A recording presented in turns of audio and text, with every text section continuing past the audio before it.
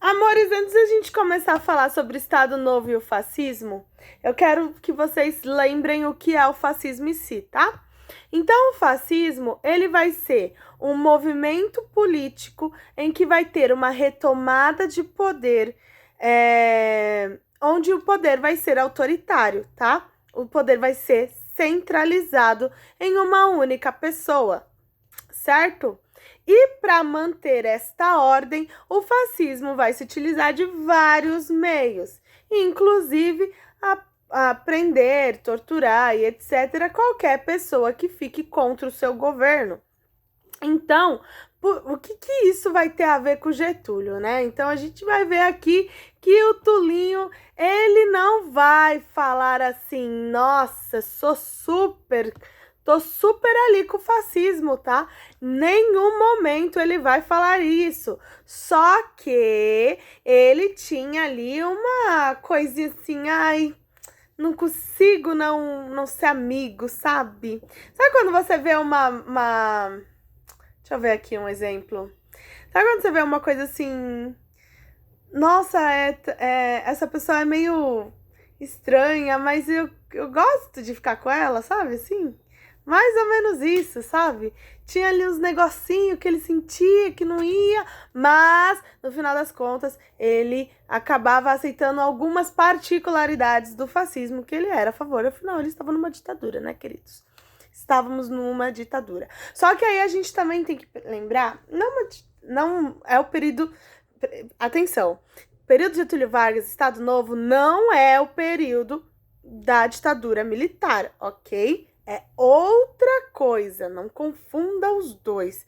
Mas ele tinha um poder centralizado, ele comandava tudo, ele que escolhia os cargos públicos, os governadores dos estados. Então, o poder vai ser muito voltado ao poder executivo, certo, queridos?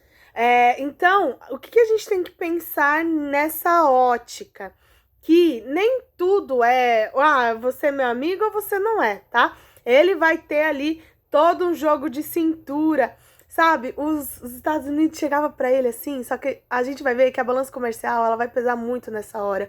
Por quê? Os Estados Unidos falavam assim, e aí, querido, você vai ficar em cima do muro? A gente era o cara em cima do muro, entendeu? A gente não ia nem pro lado nem pro outro. Só que aí, depois de um tempo, o poder econômico, o din-din, a bunfunfa, começou a falar mais alto ali. E eles começaram a ter que dar, sim, um parecer. E aí, você vai ficar do lado comunista? Do comunista não, desculpa. Você vai ficar do lado da Entente ou da Aliança, tá? Então, a gente vai ver ali que vai rolar todo um conflito de interesses, porque o Brasil, ele estava se erguendo economicamente, principalmente por conta da industrialização feita no país, mas ele não podia perder nem relações comerciais com os países da Entente, nem com os países aliados. Então, ali vai ter um negócio meio esquisito, certo? Então, vamos lá. Muitos pesquisadores do período do Estado Novo procuraram aproximar o regime de Getúlio das experiências fascistas da Europa. O Estado Novo possui, de fato, muitas semelhanças com o regime, como os termos de forte autoritarismo, a crença no papel do Estado como único agente, capaz de garantir a integração nacional, a centralização do poder nas mãos de um líder carismático, que buscava, através de grandes manifestações cívicas, conquistar emocionalmente o povo. Esse aqui, olha, gente... você pode grifar, não tô apresentando, né, porque eu esqueço. Mas essa parte aqui que eu já vou apresentar para vocês podem grifar aí. Por quê? Porque ele tá basicamente falando um resumo do que era o governo. Opa! Coloquei para apresentar o errado. Coisas que acontecem, peraí. Coloquei o errado para apresentar, produção. Peraí. Remover. De novo aqui, peraí. Então, amores, então esse parágrafo ele vai ser importante para que, se eu chegar para vocês e falar assim, quais são as características do Estado Novo? Aí vocês vão me falar: regime autoritário, autoritário, o Estado único agente capaz de garantir integração nacional, centralização do poder e líder carismático, tá? Essas são as principais características do Estado Novo. Muito bem. No entanto, não se deve esquecer que Vargas não se apoiou em nenhum partido político para organizar seu regime político, nem mesmo nos integralistas que representavam o que havia de mais próximo ao fascismo no país. Vargas, aliás, caçou todos os partidos, até mesmo a Ação Integralista Brasileira, o BIA, lembra que é o contrário, A e B? Embora Vargas fosse um simpatizante da ideologia fascista, assim como muitos integrantes do seu governo, não podemos dizer que o Estado Novo era fascista. Olha aí, tá vendo? Ele tinha um pezinho, uma amizadinha ali, mas não era um negócio íntimo, certo? Pois o nazismo e o fascismo italiano eram estruturados a partir de um partido que definia uma ideologia oficial do Estado, certo? Oi? Ela falou que saiu porque ela travando muito, então, tipo, não dá pra entender nada, mas depois eu passo pra ele. Ok. Aqui, amores, vocês podem grifar também. Certo? Então, o que vai separar o Getúlio do fascismo, gente? A ausência de partido para criar uma ideologia. O fascismo, ele vai criar uma ideologia por trás. Já o Estado Novo, ele não tem partido para criar essa ideologia, certo? Vamos lá, então. Sem base partidária, faltava ao Estado Novo uma base ideológica mais estruturada. O Estado Novo não adotou símbolos uniformes, tampouco organizou milícias armadas que propagavam violência, como nos casos dos fascistas. O Estado Novo era um regime autoritário, ou seja, centralizador e repressor, mas seu campo de ação estava longe do modelo totalitário de Hitler e Mussolini, certo? A gente estava ruim? Tava, mas não tá tão ruim assim. Certo, queridos? Então, se eu perguntar para vocês se o fascismo e o Estado Novo caminhavam juntos, vocês vão dizer para mim que não. Ele tinha um brilhinho ali, tá? De algumas medidas fascistas, mas isso não vai torná-lo um, certo? Igual, por exemplo, eu falar assim, ah, meu Deus, isso não me torna uma beata. Vamos colocar assim, tá? Apesar de ser uma expressão que de uma pessoa religiosa, certo, amores? Às vezes até ateu usa, ah, meu Deus, certo? Isso não quer dizer que ele é religioso. Muito bem. A política da boa vizinhança. Então, esse aqui, gente, é um negócio, sabe?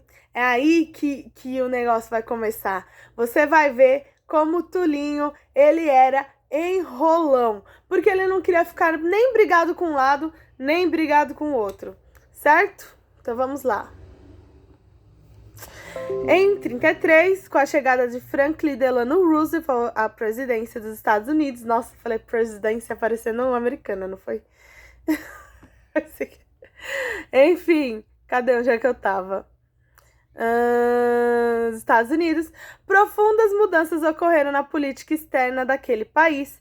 As relações entre o gigante americano e os países da América Latina haviam se deteriorado por causa da velha política do Big Stick.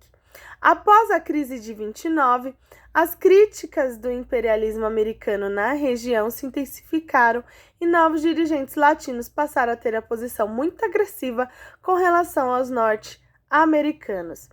O que foi isso, gente? Naquele contexto, os Estados Unidos era o cara que mandava na América, tá bom? Lembra que a gente vai ter uma divisão das Américas, mas elas são consideradas, né, não vai ser um único continente, mas vai ser tipo como se fosse uma mesma família, vamos colocar assim, tá? Então, a gente vai ter ali a América do Norte, a América Central e a América do Sul. Os Estados Unidos vai ser o principal agente daquelas Américas, tá? Ele vai ser o ator principal, o protagonista daquilo. Então, com a quebra da Bolsa de 29, eles começaram a querer mudar isso, tá bom? Virar essa chave e não ser tão dependente dos Estados Unidos. Dito isso, continuamos. Foi nesse contexto que Roosevelt abandonou a agressividade do Big Stick, passando a adotar uma política externa voltada para a cooperação e tecnológica e cultural entre os Estados Unidos e os países latino-americanos. Ou seja, ele queria... Os Estados Unidos era o dono do parquinho, entendeu? Agora ele queria dar uma divididinha ali para não ficar tudo dependendo das mãos dele, entende? A gente tem uma economia muito centralizada num único país, é muito ruim, porque se alguma coisa acontece com ele, todo mundo cai junto, que foi o que aconteceu na crise de 29, não sei se vocês lembram, que a gente viu sobre a queda da Bolsa de Nova York, que todo mundo ficou desempregado, as fábricas tiveram que fechar portas, os bancos começaram a ir para falência. Vocês devem lembrar disso. Muito bem. Essa política de Roosevelt foi chamada de política da boa vizinhança. No plano econômico, previa fortalecimento dos Estados Unidos com a América Latina. O plano cultural, o objetivo principal da política norte-americana consistia na exportação do modo de vida estadunidense para os países latinos e a apresentação de um modo de vida latino aos norte-americanos, certo? Quando a Segunda Guerra Mundial teve início, a política da boa vizinhança ganhou importância fundamental para os Estados Unidos, pois justificava alianças militares. Esse último parágrafo aqui a gente vai grifar, tá? Então, se eu perguntar para vocês o que foi a política da boa vizinhança, ele queria ter relações com seus vizinhos, tá bom? Mais estreitas, mais comerciais. Queria trocar figurinha de tecnologias, avanços tecnológicos, que ele não queria antes, ele queria monopolizar tudo, tá? E agora ele vai começar uma nova política. Vamos ver. Big Stick Policy. Foi o apelido crítico dado ao corolário Roosevelt, política externa implantada pelo presidente Theodore Roosevelt, que defendia a intervenção militar dos Estados Unidos nos países que os interesses norte-americanos sofressem algum risco. Ou seja, se eu sentir que eu estou sendo ameaçada pelo Irã, eu vou lá e vou invadir. Tá? Mais ou menos isso. É uma coisa que eles usam até um pouquinho hoje, né? Vamos lá, então. Voltando. O Brasil na Segunda Guerra Mundial. Então, como eu falei para vocês, por que foi importante a gente falar dessa política da boa vizinhança, amores? Porque, como vai ter essa abertura dentro dos setores econômicos dos Estados Unidos, vai começar ali toda uma concentração de governo para que os Estados Unidos adentre, né, seus produtos aqui e que a gente leve para fora também. O Estado Novo estava prestes a completar 2 anos de existência quando um acontecimento importantíssimo alterou profundamente toda a ordem mundial. No dia 1º de setembro de 1939, explodiu a Segunda Guerra Mundial. Ingleses e franceses decretaram guerra aos alemães, italianos e japoneses. Muitos outros países, em pouco tempo, foram arrastados para o conflito. No início da guerra, o Brasil manteve-se neutro, embora Vargas nutrisse forte simpatia pelos italianos e alemães, enviando inclusive cumprimentos ao ditador Adolf Hitler quando este invadiu a França em 1940. Então a gente vai ver que no comecinho o Brasil ficou meio assim, olhou pro fascismo, pro nazismo, deu uma piscadinha, deu uma paquerada nele, tá bom? Mas não chegou a ser um namoro, certo, queridos? Então, no começo, no início, pode grifar aí, ele ficou mais assim, né, mais contentinho ali com o nazismo, certo? Que, inclusive, eu acredito que seja um regime que, se ele continuasse no poder futuramente, talvez ele pudesse ali. Talvez não, porque, como eu falei para vocês, as ações comerciais junto com os Estados Unidos era muito forte. Se ele fizesse uma política dessa, ia acabar quebrando isso. Então, às vezes, é capaz de não. Então, vamos lá. A simpatia de Vargas pelos fascistas preocupava o então presidente norte-americano Franklin Roosevelt e via no Brasil um importante aliado para a guerra final O país possuía grandes reservas de minérios de ferro, borracha, além de regiões estratégicas que seriam muito úteis na guerra, como bases militares de Natal, Recife, Salvador, Belém e entre outras, tá? Então, o que aconteceu? Os Estados Unidos olhou aquilo e falou: o Brasil tá meio pendendo para lá. Vamos ali falar com eles, vamos ali dar uns empréstimos, vamos ali fazer um bem bolado com eles para eles ficarem amigos da gente. Foi mais ou menos isso que aconteceu, tá? Ainda em 41, o Brasil anunciou a abertura do espaço aéreo, bases navais para os Estados Unidos, e no dia 28 de janeiro de 42, Vargas cortou relações diplomáticas com a Alemanha, Itália e Japão. Meus amores, o que acontece? Quando a gente está falando de dinheiro, nós estamos falando de um assunto muito importante, não só para mim, não só para você, mas para o mundo inteiro. Sem contar que quando você mexe com o bolso, porque ali os Estados Unidos já tinha cobrado ali, né, uma posição, pô, Brasil, eu te ajudo tanto, você me ajuda tanto, e a gente tá assim, sem se assumir pro mundo, e aí ele vai falar. Então aí, ele, depois que vai ser muito pressionado, tá? Aqui não tá falando, mas o Brasil vai ser bastante pressionado pra adotar, pra falar de que lado que você tá, e aí ele acaba indo pro lado dos Estados Unidos, tá bom? Muito bem, graças a Deus, né, gente? Imagina, tivesse sido aliado de Hitler, Deus me livre. Muito bem. A reação de Hitler foi violenta, porque afinal, gente, ele era uma pessoa calma, Hitler. A partir de 41, vários navios brasileiros foram atacados por submarinos alemães em represália de acordo com os americanos. Pressionado por diversos setores da sociedade, Vargas decretou guerra aos alemães e seus aliados em 22 de agosto de 1942. Sim, meus amores, o Brasil, ele estava na Segunda Guerra Mundial. Deve ter aí condecorado de guerra, vivo até hoje. Não sei se tem, mas tem uma galera aí que era desse período e que foi para a Segunda Guerra Mundial, tá?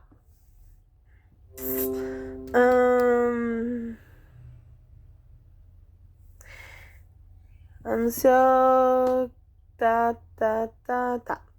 Com a entrada do Brasil no conflito, o governo norte-americano anunciou liberação de verbas para financiar atividades industriais no Brasil. Olha aí que safadinho.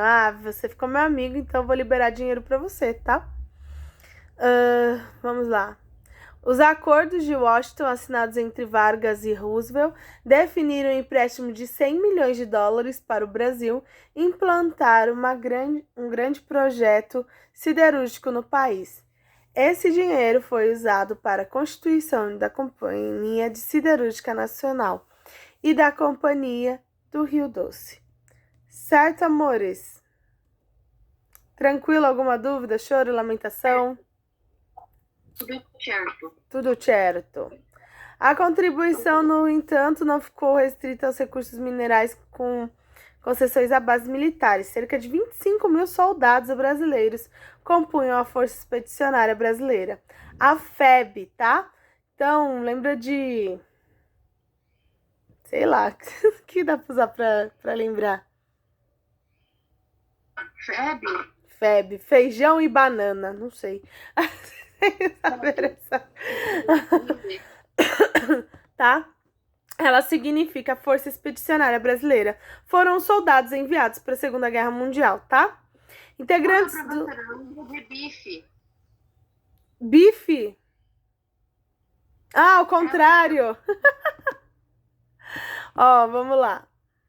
Não só isso, ó, não ficou restrita só aos minérios, mas eles mandaram também uma galera para lá. Integrantes do 5º Exército Norte-Americano, os brasileiros participaram das conquistas de Monte Castelo, Castelnuovo e Montese, no início de 45.